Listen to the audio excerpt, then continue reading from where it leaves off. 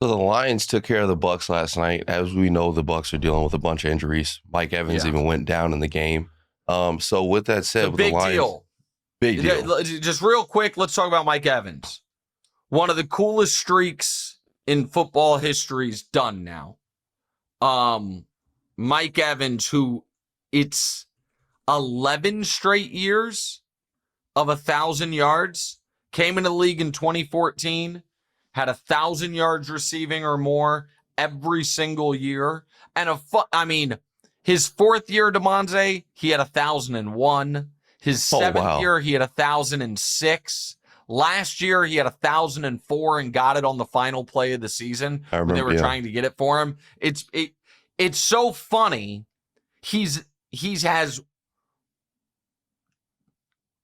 I'm trying to get this exactly right. 11 straight years with 1,000 yards. 5 of those 11, he did not get to 1,100. And then he had 2 1,100-yard seasons, a 1,200 yard, a 1,300 yard, a 1,500 yard. And, so he had one monster year with the 1,500 before Brady got there. But he's just been wildly consistent. It's now over. And depending on how bad the collarbone break is, his season could be over. You got to hope he can be back for the postseason. This is my Super Bowl pick. As good as Ibuka's been, they need Mike Evans back, so that's important. And the Bucs, to their credit, dealt with all the injuries as well as any team in football could have. And it was really important. They got the win against the Seahawks, the win against the Niners. Beating the Lions would have really put them in the catbird seat in the NFC. Losing, they're still okay. And they were in Saints. I feel like they still did it pretty good. Like the defense kept them in the game. Baker just couldn't really get anything going. As far as the Lions team goes, that was a great win, DeMonze. If they lose there, they've lost to Green Bay and Tampa, and they have 3 losses. Yeah. Now, instead of that, they have the head-to-head tiebreaker with Tampa, and they're just a half game behind Green Bay. So that's a great win for the Lions. My concern would be this. Is it fair to you? Do you think it's fair for me to say Goff just seems a little shakier this year? I know his numbers have been great, but it just feels he doesn't feel quite as crisp as last year. But Gibbs is unbelievable. I mean, Gibbs is an unbelievable player. But that's and they have a whole other guy. Their roster to me is ridiculous. They just got a lot of stuff over there. Brad Holmes deserves a ton of credit. They've drafted so well. Yeah. And he's taking unconventional positions for great players. I mean, everybody killed the Gibbs pick. People didn't love the Laporta pick. That's awesome. Gibbs is unbelievable. And he's always fresh because they use Montgomery. Exactly. I mean, they have... It's a luxury. Gibbs is a great football player. All right, what's your Packers follow-up here? So the 4-win Packers are somehow the 1 seed after this game. Does that feel kind of weird through 7 weeks of football? It feels weird just from a record perspective. There's been 7 weeks. They have 4 wins. They're the 1 seed because they've had a bye and they have a tie. And there's no other one-loss team. But the other reason it feels weird is this. I don't feel like the Packers have played great post-week 1. I thought they played amazing in week 1 against Detroit. And since then, they've just been okay. And so, yeah, I mean, long season. All right, let's get to the long night part of last night, the late game. So the Seahawks moved to 5-2 after taking care of the Texans, who could not get it done on offense. With that said, how seriously should we be taking Seattle? I'm going to take them seriously at this point. So I think, here's a take, DeMonze.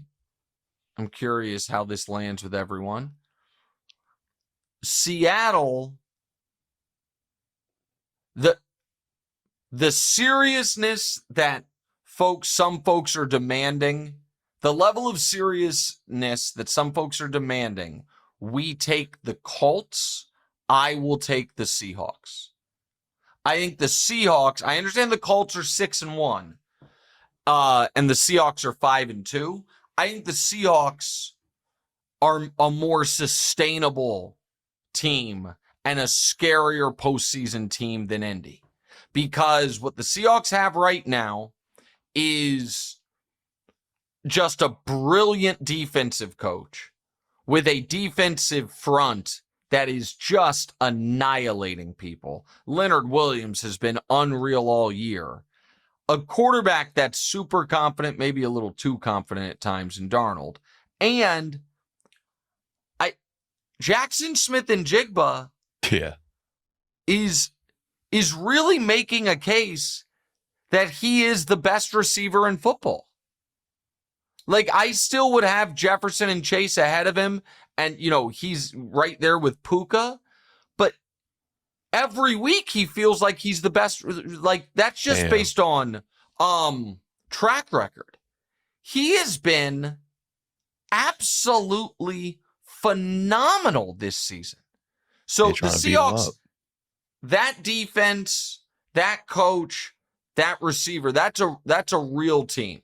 Now, and by the way, like, NFC West, Demonze, Rams 5-2, Niners 5-2, Seahawks 5-2. I mean, holy smokes. So you take the right now at plus 275?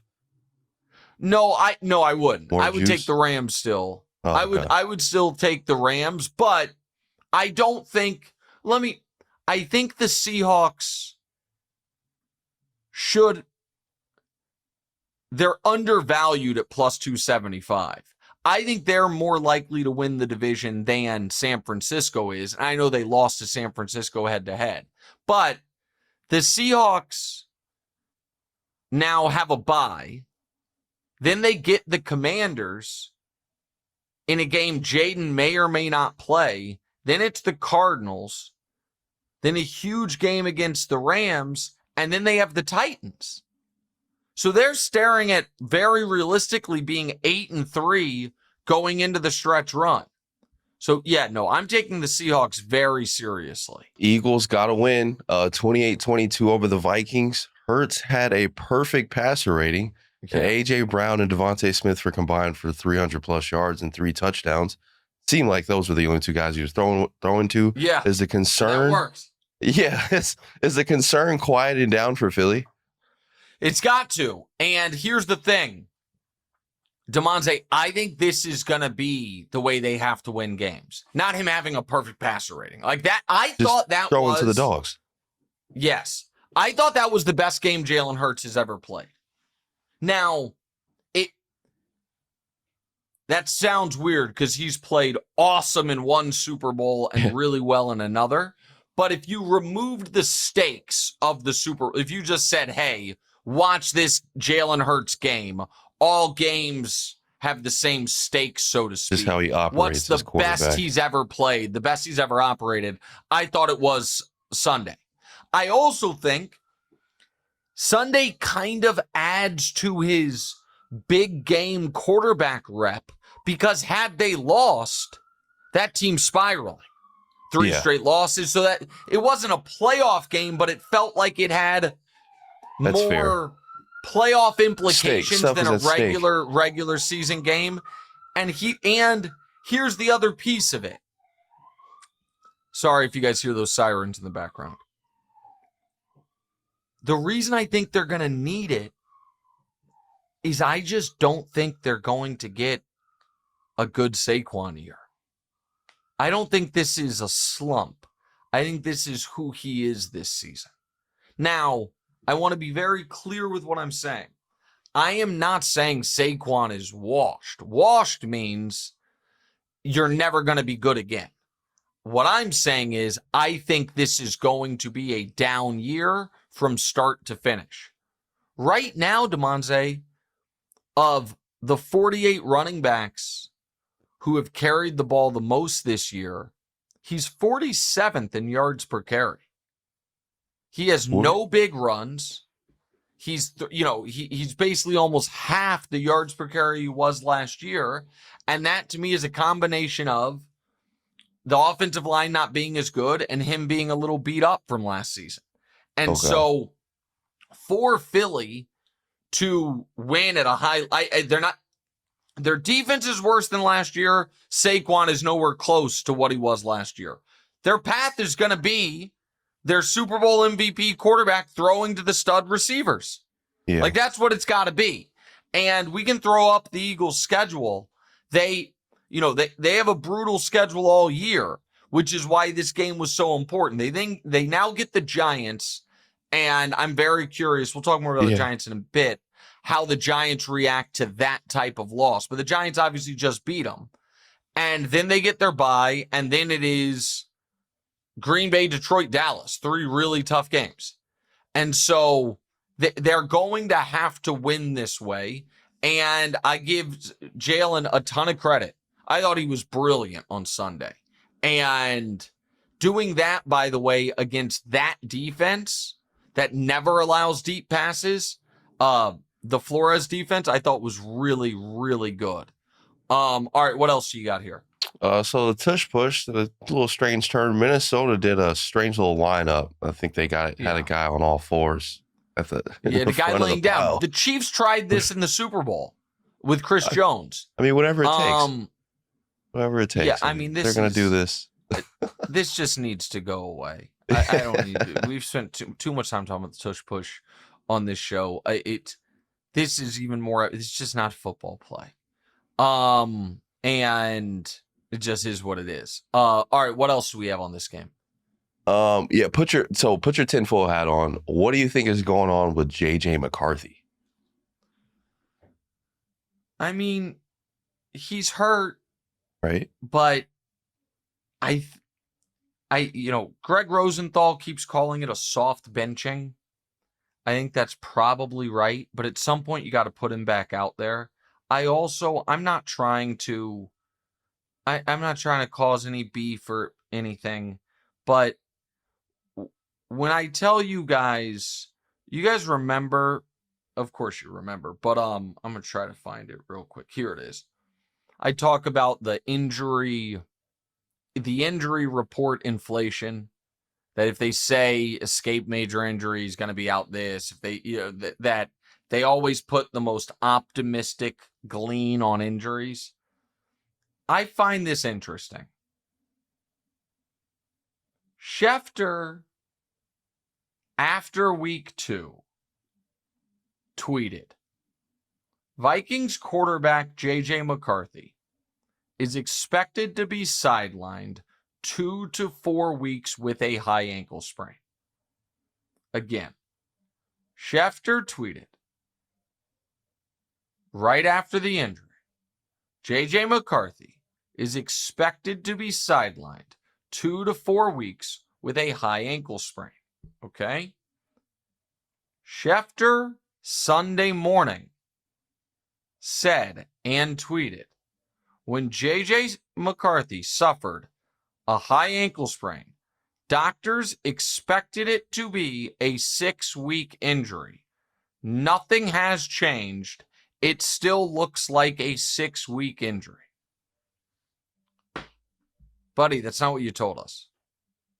So, I don't see a third option here. Either the initial reporting was what most of these injury reports, in quotes, are, which is overly optimistic for reasons I still don't totally understand, or something has changed, which is either he's not recovering as well as they would like, or it's the soft benching of, Wentz was playing okay and we're trying to win these games. I don't know. I do know that I don't feel great about Adam Schefter reporting it's a 2 to 4 week injury, and then Adam Schefter on Sunday morning going on TV and tweeting, doctors always expected it to be a 6-week injury. Nothing has changed. Something there does not line up. All right, so CD came back. He's adding to that potent offense. They are looking good. They beat the Commanders, by the way, but you think the bigger story here is Jayden Daniels. who has kind of been a little injury prone since he's hit the league a little bit so far. That's always been a concern of yours. Yeah, the hamstring is hard to blame on him being so skinny, but fact of the matter is he's played 1 1/3 NFL seasons. He got knocked out of a game with bruised or cracked ribs. He missed time with a sprained knee, and now he's going to miss time with a hamstring. That's 3 separate injuries 20 games into his career. That's concerning. And I know the Commanders are not ruling him out for this week. You know who is, though? Hard Rock Bet. That has the Commanders as 10-point dogs to the Chiefs. Like they are. Vegas is saying we think that's a Marcus Mariota game. The other thing that the reason the Cowboys are who the Cowboys are, DeMonte, like they are going to score at will. And there are games that, I mean, they can beat anyone because of that offense, and they can lose to anyone because of that defense. They're going to be fun to watch. They're not trustworthy. Dak's playing out of his mind. Thus far, I have to give credit. I try to be fair. You know I've not been a George Pickens guy. He's been awesome. So, but the Cowboys, to me, are not like they're a fun team. They're just a different version of last year's Bengals. They can't do anything substantial, but they can score a bunch of points, and they're fun to watch. The Commanders are in a different boat. I think they're just done.